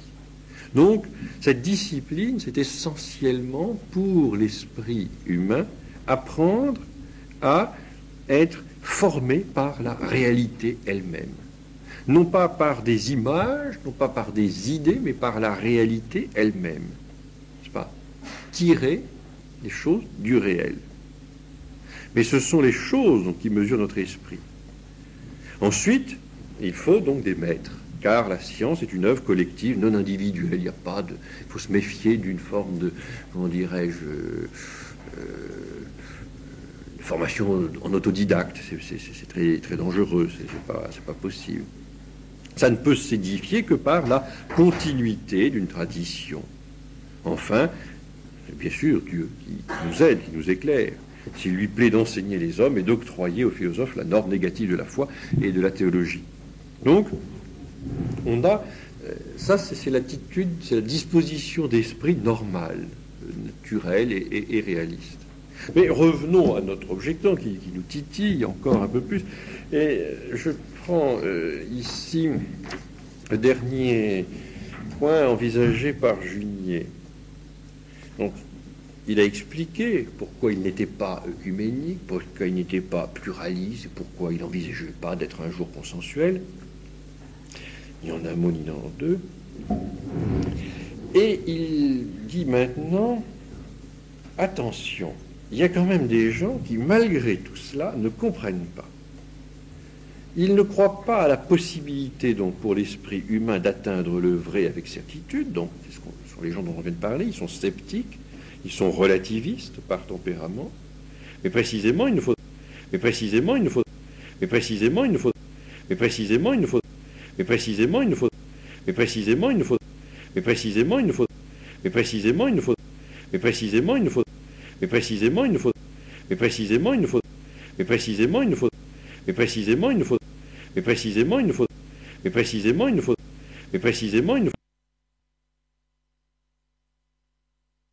pas croire qu'il y ait là comme la suprême fleur de la culture ou de l'intelligence. C'est pas une espèce de scepticisme chic, défaut d'être choc, élégant, raffiné. Ben oui, oh bon, je dépassais le problème de la vérité. Ça m'a intéressé quand j'étais jeune, mais ça vous passera quand vous serez comme moi, un peu moins jeune. Donc, c'est ça. On essaye de vous faire comprendre que ce sont des choses qui passent un petit peu avec l'âge. Scepticisme élégant. Il ne faudrait pas croire qu'il y ait là comme la suprême fleur de la culture ou de l'esprit. Et là, Junier revient sur ce que je vous lisais. Il dit, mais non, pas une fleur, c'est même très dangereux, ou alors c'est une fleur vénéneuse. C'est tout à fait pathologique. Il y a là une pure et simple anémie intellectuelle.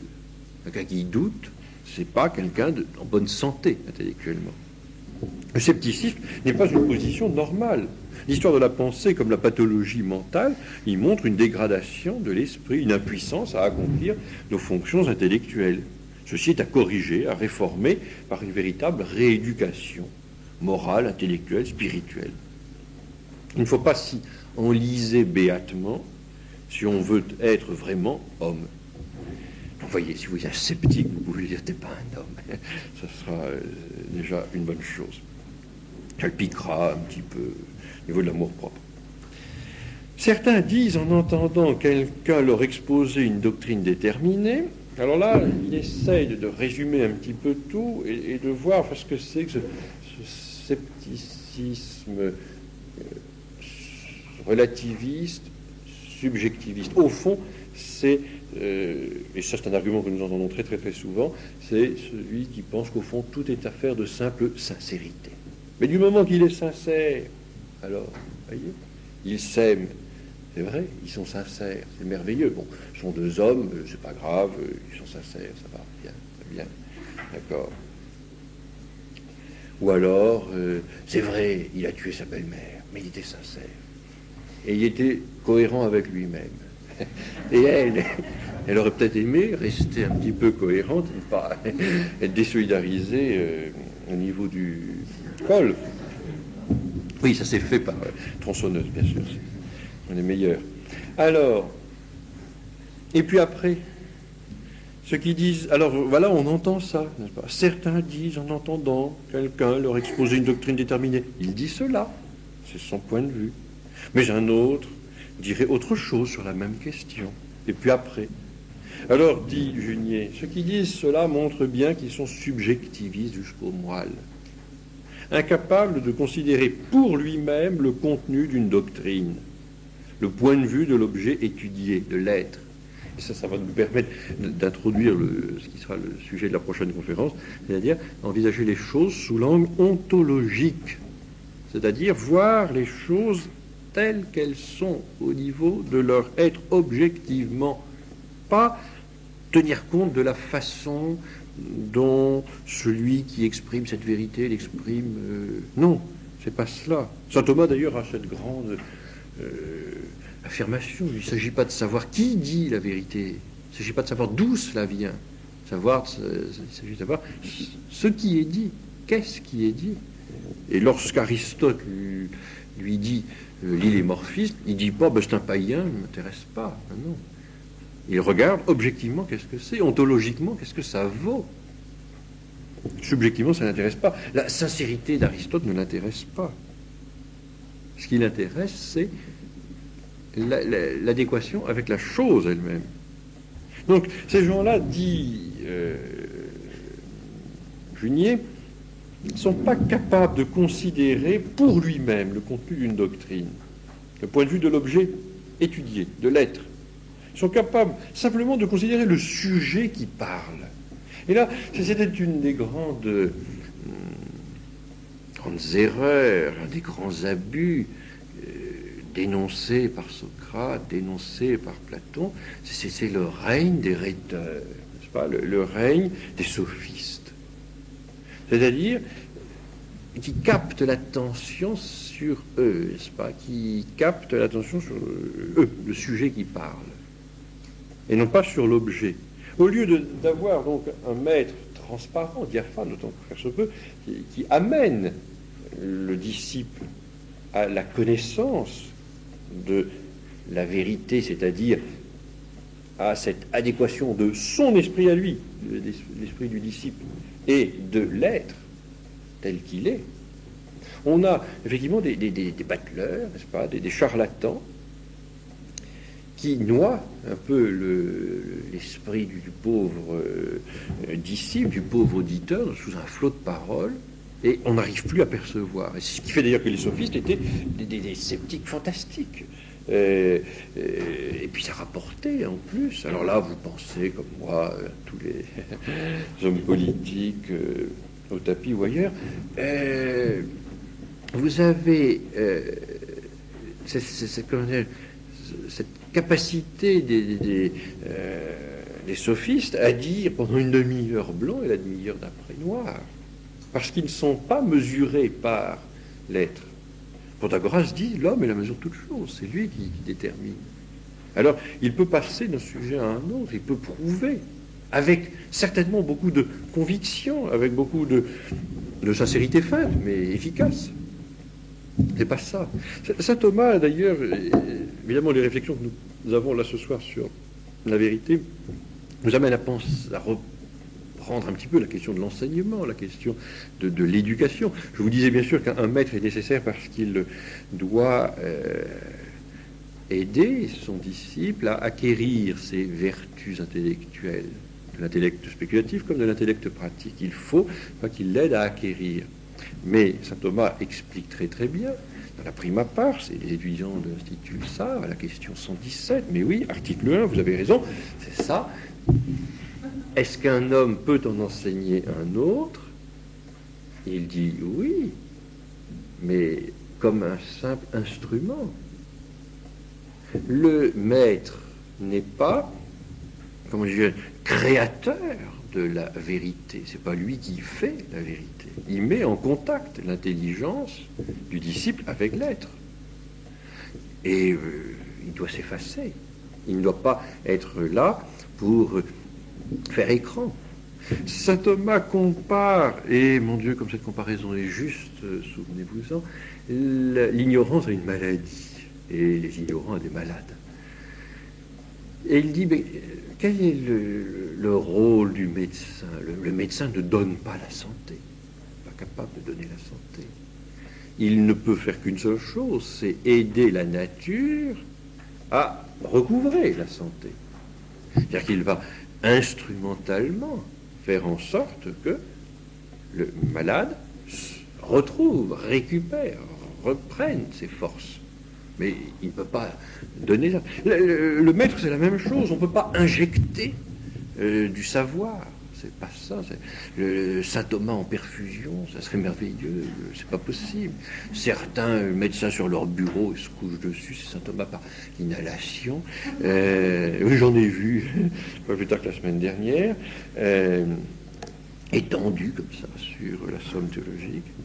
Non, c'est pas possible. Ça se fait pas par osmose comme ça. Non. Ça ne s'injecte pas. Non. Comment est-ce que ça peut se faire? Simplement, donc, le disciple peut être aidé. Mais il n'est qu'aidé. C'est lui qui fait le travail essentiel. Comme dit saint Thomas, l'agent principal dans l'acquisition du savoir, c'est le disciple. Le maître n'est qu'un agent à titre instrumental, pas plus. Vous voyez, là aussi, même dans cette acquisition de la vérité, la position du réaliste, la position du thomiste doit être humble. Il ne doit pas, encore une fois, faire écran. Le point de vue de ces subjectivistes est inquiétant parce que justement, ils ne peuvent pas voir le point de vue ontologique, ils ne voient, eux, que le point de vue subjectif. Ils regardent le sujet qui parle.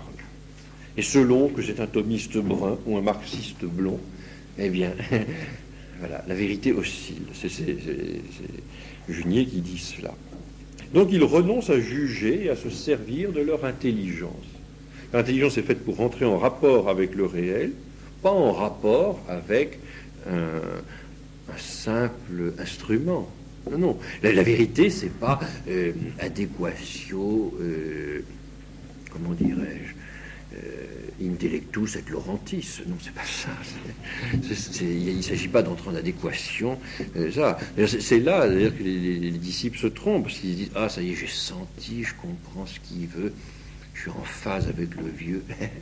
Ça va être une bonne disserte. » Pas du tout. C'est pas ça le problème.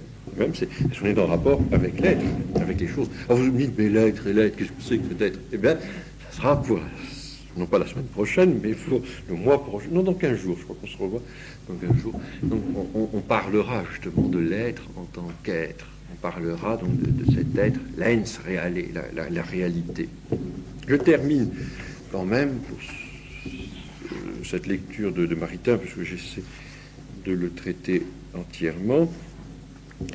Ça va nous permettre de revoir encore. Vous voyez, ce soir, j'ai voulu ne pas être trop didactique, essayer de montrer l'importance du sujet et pour cela l'appréhender selon ses divers aspects. Ici, à la fin de son texte, Maritain précise bien, l'intelligence, elle est faite pour l'être, pas pour l'idée de l'être. Et là, il s'en prend aux idéalistes. Il dit que notre intelligence est faite pour atteindre cette réalité, mais non pas pour s'arrêter à l'idée de la réalité. C'est le cartésianisme, n'est-ce pas, qui nous fait croire que l'on ne peut pas atteindre l'être des choses, qui nous fait croire que justement c'est universel, c'est pas possible, on peut pas. Il y a un universel dans l'esprit, mais ça ne correspond à rien dans la réalité. Ça nous avons vu en psychologie, en logique, donc je ne reviens pas dessus. Mais la conclusion, la conséquence logique, c'est au fond nous sommes enfermés dans nos représentations, dans nos idées, dans nos représentations subjectives, et nous n'atteignons pas la réalité. Un moderniste comme Édouard Leroy dira: un au-delà de la pensée est impensable. Je ne peux pas penser hors de mon système de pensée. C'est-à-dire, je ne peux pas atteindre la réalité. L'univers extramental m'est interdit. Je suis enfermé simplement dans mes représentations. Alors, pousser à bout cet argument mène cette maladie qu'on appelle le solipsisme, n'est-ce pas, solus ipse, c'est-à-dire qu'on est enfermé seul avec soi-même, complètement enfermé. Et ça, il faut bien montrer. Le scepticisme et l'idéalisme cousinent allègrement, germaniquement aussi d'ailleurs. Le scepticisme, donc, on peut le réfuter en disant bon, c'est intenable. Vous dites qu'il n'y a pas de vérité. Mais ce que vous dites, c'est vrai ou c'est pas vrai. Je ne reviens pas sur cet argument. Mais l'argument aussi avancé par les idéalistes, moi je ne connais pas un au-delà de la pensée, donc c'est impensable, je reste enfermé en moi-même. Mais alors dans ce cas-là, pourquoi est-ce que vous parlez? Pourquoi est-ce que vous dites quelque chose?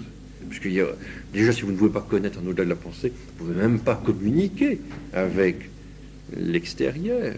Et là, il faut les renvoyer à ce traitement qu'Aristote avait proposé à Cratyle, donc le sophiste, Cratyle l'héraclitéen, Cratyle le relativiste, qui disait il ne faut pas parler. Lui, il était cohérent, il ne fallait pas parler parce qu'il savait très bien que parler, c'était fixer le réel, et on ne pouvait pas fixer un réel qui pour lui était en perpétuel mouvement. Alors il levait simplement le petit doigt, et Aristote lui disait pas le petit doigt, pas même le petit doigt, c'est déjà trop le petit doigt, rien. Et il lui disait non, il faut redevenir végétal. Là, ça c'est la logique interne de ce système, de ce scepticisme. Et souvent, il faut, n'est-ce pas, pousser le scepticisme comme l'idéalisme dans leur dernier retranchement, c'est-à-dire jusqu'à l'absurde. Et en général, on voit que c'est intenable. D'ailleurs, il faut savoir une chose, mon professeur de métaphysique à Icône, qui était Monseigneur Williamson, disait de toute façon, il n'y a jamais d'idéaliste comme il n'y a jamais de sceptique pratique. C'est-à-dire que le scepticisme, c'est bon pour les professeurs qui enseignent ça, mais quand ils sont dans la vie de tous les jours, ils ne sont pas sceptiques du tout. Ils ne sont pas idéalistes du tout. Ils vivent comme tout le monde, ils vivent naturellement. Ils vivent sans le savoir thomistiquement, aristotéliquement, et ils vivent réalistement. Ça ne peut pas être autrement. Mais, évidemment, quand ils sont en chair, quand ils sont en train d'écrire des livres, là, ils débitent leur sens. Mais Kant n'était pas kantien au quotidien, il faut le savoir. Kant ne vivait pas selon les principes du kantisme dans sa vie de tous les jours.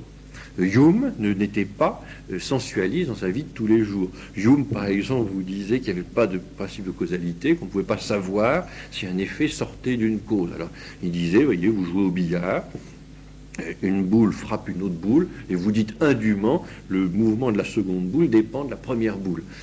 Vous le suivez, vous n'avez pas perdu la boule, ça va. Donc, vous avez ça, il vous dit, c'est pas possible, c'est pas possible, la boule B ne peut pas avoir un mouvement imprimé, causé par le choc de la boule A. C'est simplement une succession, c'est une séquence.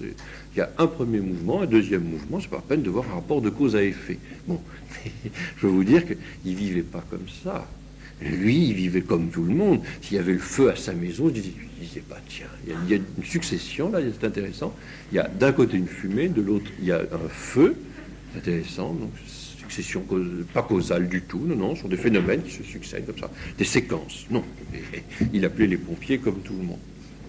Donc c'est ça, il faut garder un peu ce bon sens, sinon on devient un petit peu ma boule, comme disait Jung. Alors, je termine par cette petite lecture, parce qu'il faut quand même, je suis là pour servir Maritain, il faut que je vous lise quand même quelques extraits. À la page 184, donc pour ceux d'entre vous qui ont l'ouvrage, non, 134, excusez-moi.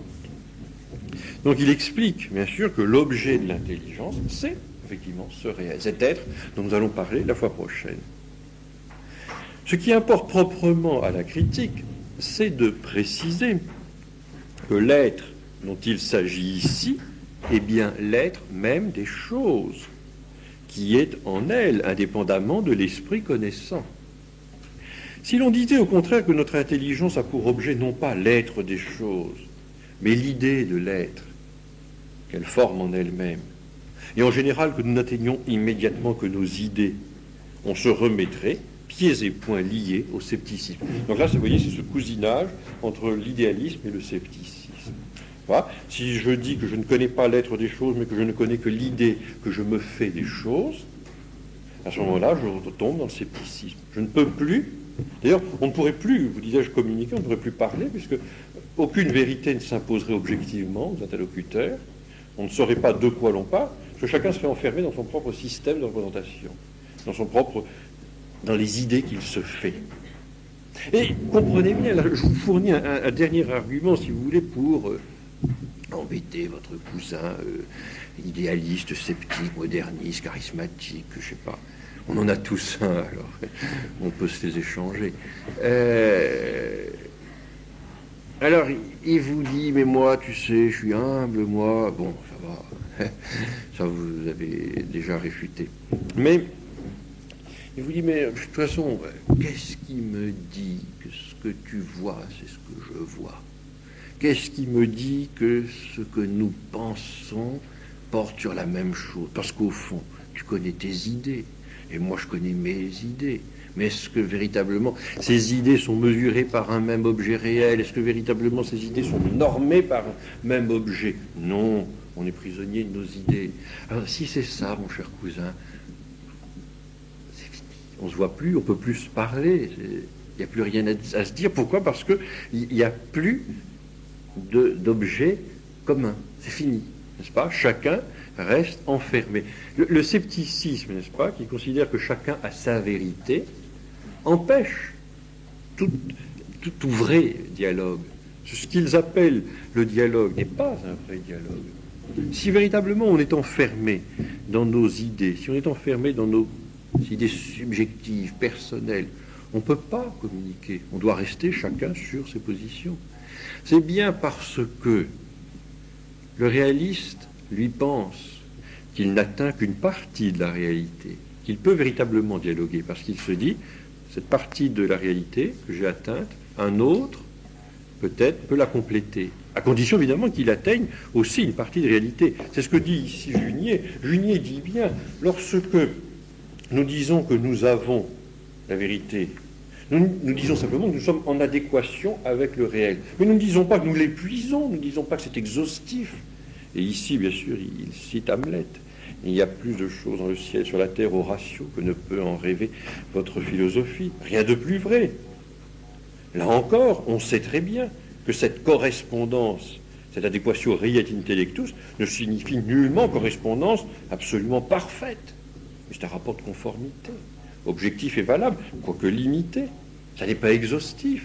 Et on peut recevoir des compléments. On peut demander, mais à condition que ça porte sur l'objet. On peut être complété par la connaissance que quelqu'un a de cet objet, mais une connaissance réelle. Mais des gens qui sont enfermés dans leur représentation ne peuvent pas parler, ne peuvent pas. Là encore, le poireau, vous dis-je, enfin le végétal, il faut revenir, n'est-ce pas? Ça doit être un leitmotiv, n'est-ce pas? Chaque fois que vous voyez votre cousin, le poireau, vous dis-je, comme l'autre disait le poumon, il faut le ramener à ça, tout le temps, tout le temps, tout le temps. On se remettrait pieds et poings liés au scepticisme, car en ce cas, il serait impossible que notre esprit se rende jamais conforme à ce qui est, puisqu'on ne peut être en conformité avec ce que l'on pense, c'est-à-dire avec ses idées. C'est d'ailleurs ce qui est la définition de la sincérité. La sincérité, c'est ça. C'est être en conformité avec ses idées, avec ce que l'on pense. Mais ce n'est pas la vérité. Et dès lors, il n'y aurait plus de vérité pour nous. Ou bien, c'est que la vérité ne serait pas la conformité à l'être. Et comme la vérité n'est rien pour nous si elle n'est pas cela, de recherche, il n'y aurait plus de vérité pour nous. Du même coup, enfin, l'intelligence serait menteuse. Car ce que l'intelligence déclare connaître, c'est ce que sont les choses, et non pas ses idées. En réalité, les idées, comme l'atteste la conscience de chacun, sont pour nous des moyens de connaître, et non pas des objets de connaissance. Et là, il suffit de prendre un tout petit mot latin, on dit, n'est-ce pas, des idées, qu'elles sont des quo, c'est-à-dire un ablatif instrumental. C'est le moyen par lequel nous connaissons les choses. Maritain dit, reprenant Jean de Saint-Thomas, que ce sont des signes instrumentaux, qui nous permettent, ce sont des instruments qui nous permettent de connaître les choses. Mais à cette différence que ce sont des instruments parfaitement transparents. Les idées, n'est-ce pas, font voir sans se faire voir. Et on peut véritablement les transformer, mais ça nous le verrons peut-être une fois prochaine, on peut vraiment les transformer en objets de connaissance qu'en réfléchissant dessus. Mais sinon, ce que l'on atteint, c'est la chose. Et voici ce qu'il dit en terminant. En réalité, les idées comme l'atteste immédiatement la conscience de chacun sont pour nous des moyens de connaître. Dès lors, si la connaissance n'atteignait pas les choses elles-mêmes, connaître serait une opération ou une action sans terme, sans objet, ce qui est absurde. Car former une idée ou un jugement, c'est connaître. Comme se servir d'un couteau, c'est couper. Mais on ne peut pas couper sans couper quelque chose. On ne peut pas connaître sans connaître quelque chose. Terme ou objet de l'action, de couper ou de penser. Le terme de l'action, n'est-ce pas, de couper, c'est pas le couteau. Le terme de l'action de penser, c'est pas la pensée. Le terme de couper, de l'action de couper, c'est l'objet qu'on coupe. Le terme de l'action de penser, c'est la chose, la réalité que l'on pense.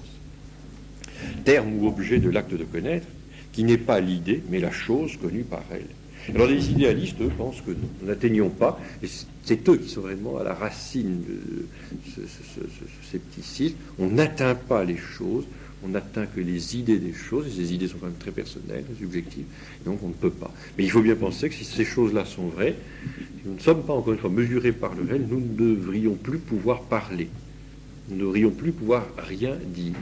Nous serions là simplement comme des... donc c'est solipsiste, c'est-à-dire, si vous voulez, ça serait comme des îlots, là, une espèce de pensée insulaire, côtoyant une autre pensée insulaire, on aurait comme ça des îles, comme ça, une espèce d'archipel, si vous voulez, mais enfin, on n'arriverait pas à communiquer, ce serait impossible, parce que chacun serait enfermé. Or, ce qu'il y a d'extraordinaire, c'est que tous ces gars-là écrivent et parlent. Ça prouve donc, flagrant délit, c'est qu'ils ne sont pas idéalistes logiques, pas sceptiques conséquents. Et ça, c'est dommage, c'est embêtant. Il est certain, encore une fois, que si tous les sceptiques du monde, si tous les idéalistes du monde étaient devenus ce que Aristote souhaitait à Cratyle, nous aurions énormément de végétaux et nous serions beaucoup moins encombrés par des erreurs comme c'est le cas actuellement. Ça serait beaucoup plus satisfaisant. Alors vous allez me dire ce que disent souvent les étudiants, j'arrête par cette remarque-là, vous allez me dire, mais enfin, ça semble un peu facile, là, vous êtes désinvolte, enfin, c'est quand même, ces gens-là, ils pensent, ils ont écrit, bon, vous n'êtes pas d'accord avec ce qu'ils écrivent, vous n'êtes pas d'accord avec ce qu'ils disent, enfin, il y a quand même une raison, ils sont pas si bêtes que ça, il y a quand même un motif, il y a quand même une raison. Alors, pourquoi est-on sceptique? Pourquoi est-on idéaliste? Comment on l'a vu? Comment est-ce qu'on le devient?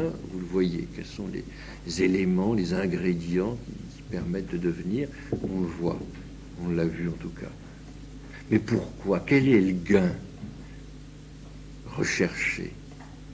Ben, lisez ou relisez Maritain déjà dans les Trois Réformateurs, le chapitre sur Descartes. C'est que cette connaissance idéaliste procure à l'homme un avantage énorme. Il s'affranchit de la connaissance humaine, il s'affranchit de la condition humaine, et il accède à un statut nouveau. Il devient comme un ange et un peu plus loin comme un Dieu. Parce que de fait, il n'est plus soumis à cette réalité. Il se la soumet. C'est ce que nous a suggéré à un moment Descartes, si vous vous souvenez. C'est que l'on n'est plus, cette révolution copernicienne, donc c'est bien le fruit, n'est-ce pas, d'une démarche révolutionnaire que ce scepticisme et cet idéalisme, ça permet de penser comme des anges, et de là à penser qu'on est comme des anges soi-même, c'est très facile. Vous allez me dire, oh, c'est un peu gratuit. Non, lisez Maritain, vous verrez. Le type de connaissance angélique est celui que Descartes propose à l'homme, son idéalisme. Alors je vais le dire en 3 mots, la connaissance angélique, elle est justement indépendante des choses. Les anges, n'est-ce pas, ne sont pas soumis à la connaissance des choses comme nous. Parce qu'ils n'ont pas à abstraire, ils ne peuvent pas abstraire. Ils n'ont pas d'organes sensoriels, donc ils ont reçu de Dieu directement les idées qui leur permettent de comprendre les choses. Ce qui fait que leur connaissance, donc elle est indépendante des choses, elle ne se soumet pas aux choses, mais en plus elle est innée, puisque tout leur a été donné par Dieu. Nous, malheureusement, la connaissance, elle n'est pas innée, elle n'est pas infuse, elle s'acquiert péniblement par abstraction. Et dans cette abstraction pénible, il y a bien là tout le labeur de l'homme limité, qui n'est qu'un esprit incarné, et qui doit tirer laborieusement, péniblement, ces idées, n'est-ce pas, des choses elles-mêmes. Donc cette connaissance, elle est indépendante des choses, elle est innée, et puis alors elle est intuitive, elle voit tout comme ça, en scope et en couleur, scope et en couleur, scope et en couleur, scope et en couleur, scope et en couleur, scope et en couleur.